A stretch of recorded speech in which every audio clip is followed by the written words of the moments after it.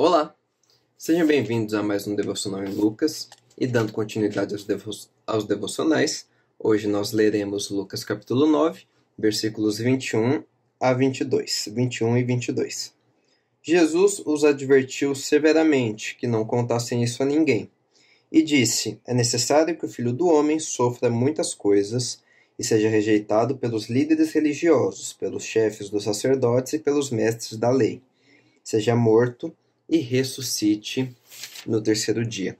Essa passagem ela pode causar um pouco de espanto inicial ao se ler, porque Jesus ele proíbe, ele adverte que os discípulos não contarem para as pessoas que ele era o Cristo de Deus, como Pedro falou no versículo anterior.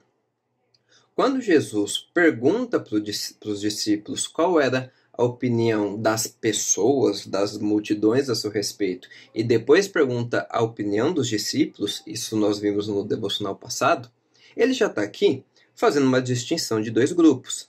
Dois grupos que, nesse caso, têm revelações diferentes de quem Jesus é. Os discípulos eles já têm o pleno conhecimento de que Jesus é esse Messias, essa pessoa prometida por Deus nas promessas do Antigo Testamento, que viria salvar o seu povo. E a multidão não tinha isso. E essa proibição que Jesus faz é uma proibição apenas temporária. Por que temporária? Porque era necessário que ele passasse por tudo aquilo que ele vai falar no versículo 22, para que, a partir daí, os discípulos possam proclamar a vida e a salvação que Jesus oferece, né?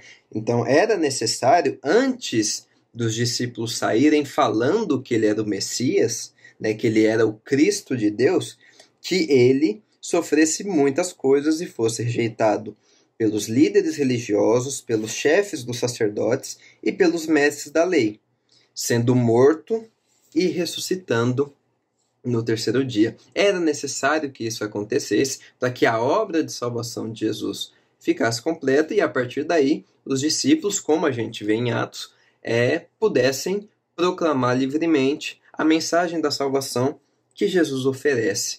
Agora, tem um negócio nessa passagem que deveria nos causar mais espanto, que é o quê? O fato de que Jesus ele cita 3 grupos de pessoas que o rejeitariam de alguma forma nessa passagem, né? Ele vai falar que ele seria rejeitado pelos líderes religiosos, pelos chefes dos sacerdotes e pelos mestres da lei, né? 3 grupos de pessoas que estavam entre os principais, se não os 3 principais da organização religiosa de Israel. Ou seja, aquelas pessoas que tinham mais estudo sobre o Antigo Testamento e que, consequentemente, tinham mais capacidade de ver e reconhecer o Messias quando ele aparecesse, foram as pessoas que rejeitaram o Messias verdadeiro e que acabaram o crucificando, né? Provavelmente os discípulos eles ficaram em choque ao ouvir isso, né? Que Jesus ele seria rejeitado pelos principais líderes religiosos, pela principal nata religiosa do período. Mas foi isso que aconteceu.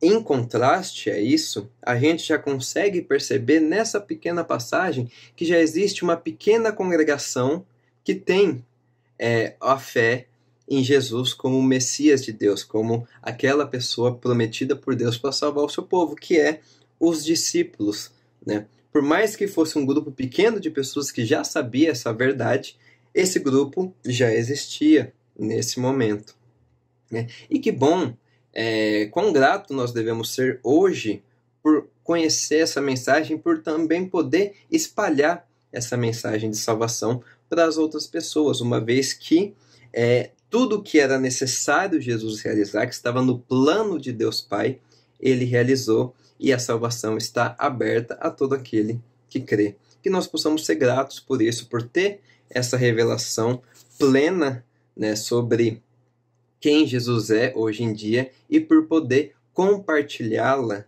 com outras pessoas, uma vez que tudo que era necessário fazer para que esse plano tivesse êxito, Jesus realizou. Deus abençoe e até o próximo devocional.